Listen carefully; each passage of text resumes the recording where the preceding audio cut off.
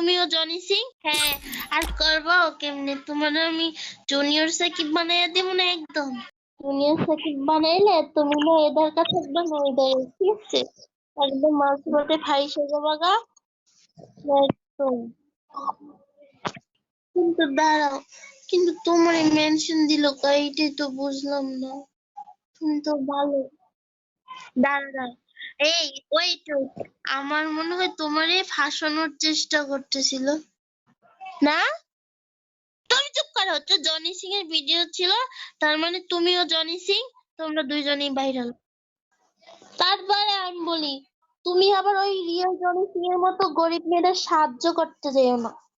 তুমি সারা জীবন আমার সাহায্য করবা, তোমার সাহায্য আমার লাগবেও না।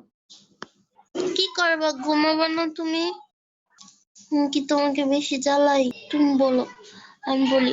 অন্যান্য রিলেশনশিপে কত ঝামেলা হয়, আমি কি তোমার সাথে কোনো ঝামেলা করি বলো?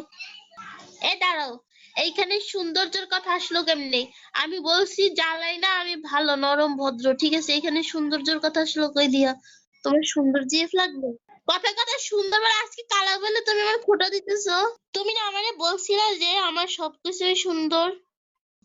এই ওয়েট ওয়েট, তুমি কি অন্য কিছু মিন করতেছো?